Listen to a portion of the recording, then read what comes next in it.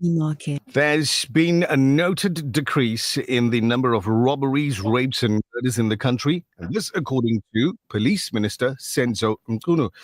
Reading the latest crime stats from July 1 to September 30, Mchunu, the 17 community reported serious crimes showed an overall decline of 5.1%.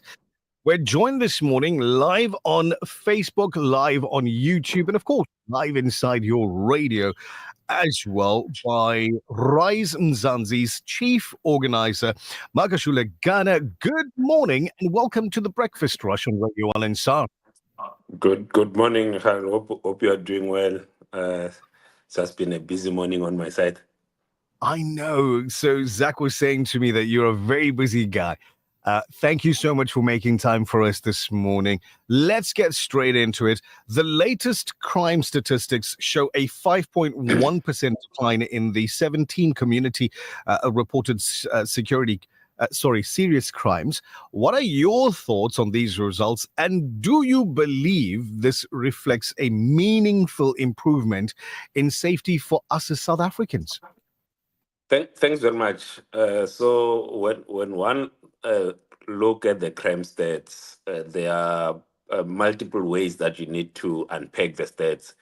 One is to compare this last quarter to the same period last year. So if you were to compare this last quarter to the same period last year, there is a decrease. So last year, there were over 7,000 people that were killed between 1 July and 30 September.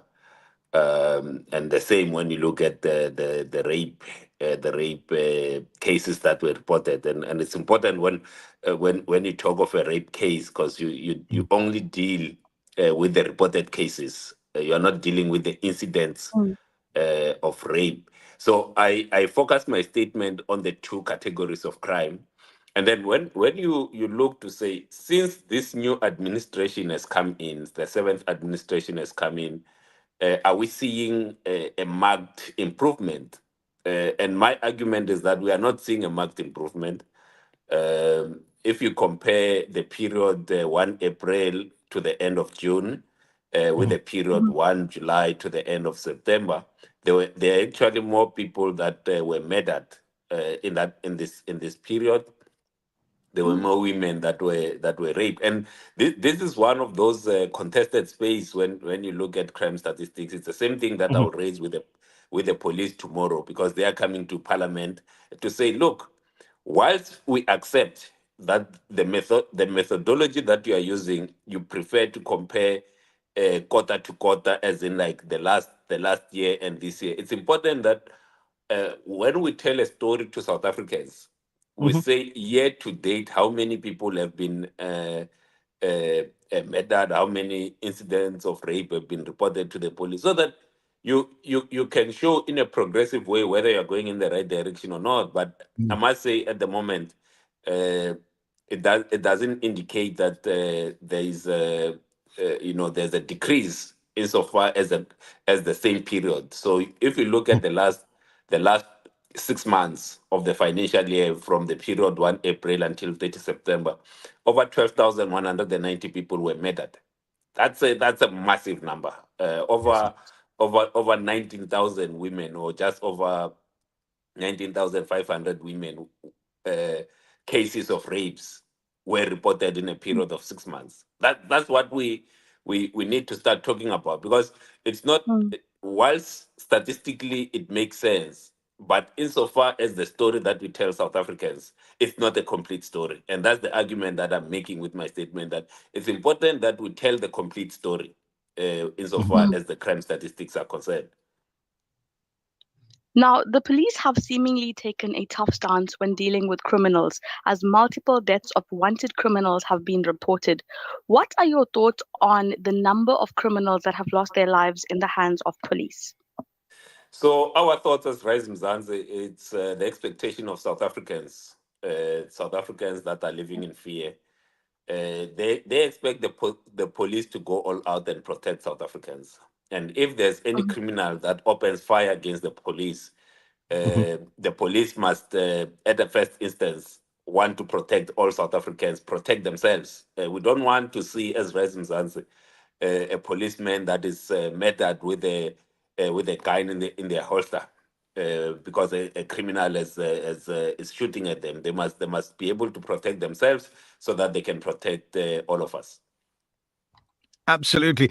Last question for you this morning. What strategies do you believe should be implemented in order for us to witness a further decline in crime stats? So what we want to see and what South Africans want to see is that anyone who commits a crime, the chances of them being arrested and sent to jail increases. So for people who transgress the laws must be arrested, they must be prosecuted, they must go to jail. Because one of the reasons that makes criminals to act with impunity is because they believe that they will never be caught.